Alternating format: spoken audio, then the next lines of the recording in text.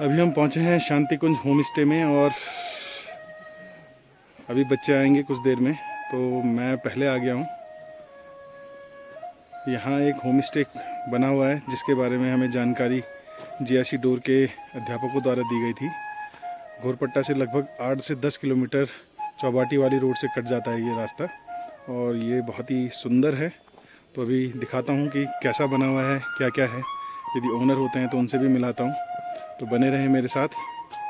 देखिए बहुत अच्छा एक तालाब, और अभी हमारी जब ओनर से बात हुई तो ये उन्होंने कहा कि उनके फादर की ये प्रॉपर्टी है और उनके द्वारा ये आगे की तरफ बढ़ाया गया है। तो ये शांति कुंज होम स्टे बहुत ही सुंदर और साफ़ सुथरा।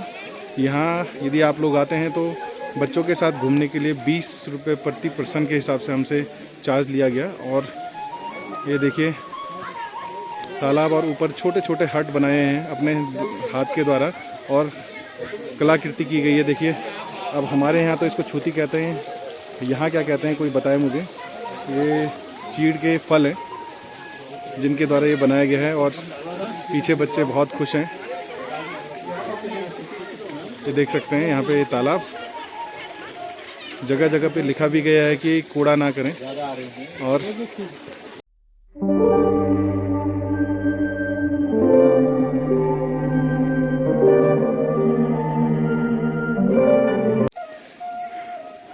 तो तालाब में देखिए स्वच्छ पानी आ रहा है, उसमें बहुत सारी मछलियाँ भी हैं।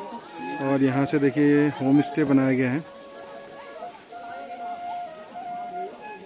तो एक छोटा सा ट्रिप, शैक्षिक भ्रमण, किस प्रकार से हम कोई भी कार्य कर सकते हैं और किस प्रकार से इस होम स्टे का निर्माण कर सकते हैं।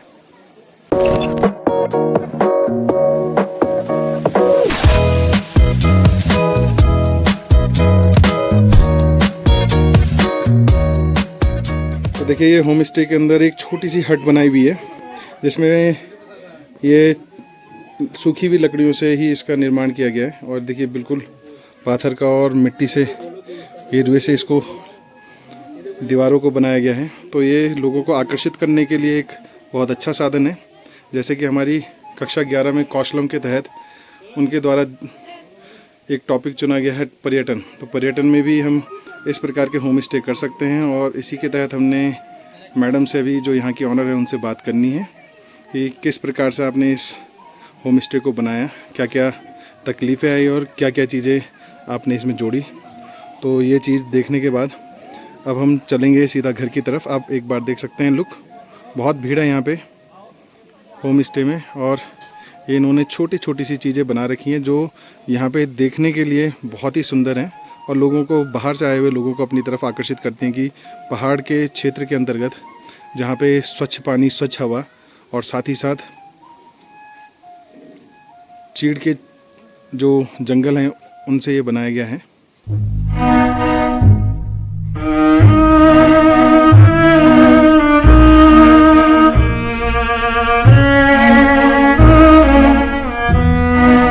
जैसे कि आपके कार्यक्रमों में भी चल रहा कौशलम कार्यक्रम में होम स्टे से संबंधित या स्वरोजगार से संबंधित आजकल आपके कार्यक्रम चलाए जा रहे हैं, उसमें अनीता जी से निवेदन करता हूं कि आप लोगों को इससे संबंधित जानकारी दे दें।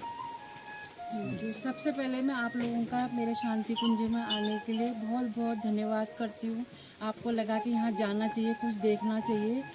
और ये होम स्टे मैंने बना रखा है, ये मेरे फादर की प्रॉपर्टी थी। वो जब उनकी डेथ हुई तो मुझे ये मिला घर, ये पेड़ पौधे पर्यावरण से है, ये सारा कुछ मेरे पापा ने ही लगाया। वो वृक्ष मित्र राष्ट्रपति पुरस्कार उन्हें मिला है। मैंने तो पेड़ नहीं लगाए हैं सर, मैं झूठ तो मैं कहूँगी नहीं कि मैंने लगाए। मैंने ये होम स्टे और यहाँ पर एक पिकनिक स्पॉट जो आए लोग, जो मेरे फादर की धरोहर है वो स्टेबल रहे, यहाँ टूट फूट ना हो।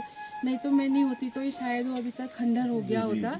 तो कई लोगों ने मुझे भी, मेरे फ्रेंड्स हैं, मेरी फैमिली है और भी लोग जानने वाले, उन्होंने एडवाइस दिया कि आप इस जगह को किसी ना किसी तरह से इसका उपयोग करिए ताकि उनका नाम रहे। तो हम लोगों ने ये होम स्टे का मतलब है कि जो भी गेस्ट यहाँ पे आएगा, बाहर से आएगा, पहाड़ उनको पसंद कर रहे हैं। प्लेन्स में आपको पता है कितना पॉल्यूशन है ना, और यहाँ पहाड़ में कितनी शुद्ध हवा, इतना कोरोना हुआ, हम लोगों को भी कोरोना का एहसास कुछ भी पता नहीं चला।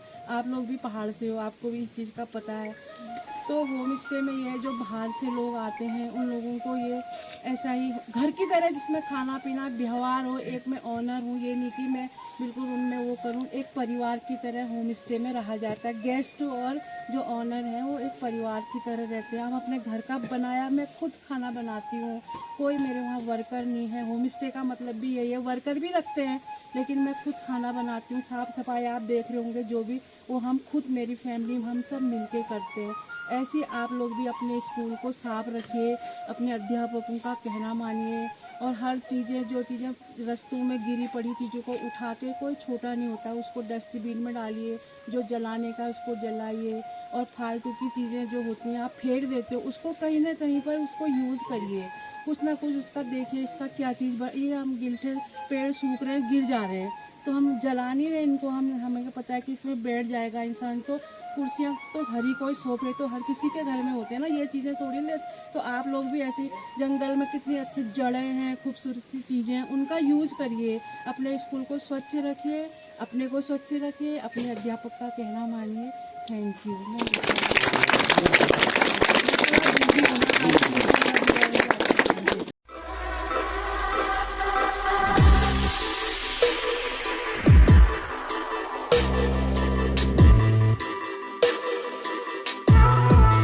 साथियों, अब जा रहे हैं हम होम स्टे से घर की तरफ। नीचे अब कुछ देर में नीचे एक फील्ड है, वहाँ पे हम खाना खाएंगे और उसके बाद निकलेंगे घर की तरफ। लगभग अभी 2:30 बज चुके हैं और ये हमारा छोटा सा एक शैक्षिक भ्रमण था, जिसमें मलयनाथ और एक ये छोटा सा होम स्टे आपने देखा होगा, बहुत ही सुंदर बनाया गया है ओनर के द्वारा। और यहाँ पे आप देख रहे हैं तेज पत्ता के सारे पेड़, उनके द्वारा बताया गया कि उनके पापा जी जो थे वो राष्ट्रपति पुरस्कार प्राप्त थे और पर्यावरणविद थे, तो उनके द्वारा ये संजोया गया, जिसको उन्होंने आगे चलाया। बहुत ही सुंदर, बच्चों को इससे प्रेरणा मिलेगी कि किस प्रकार से घर में रह कर के भी आजीविका प्राप्त की जा सकती है।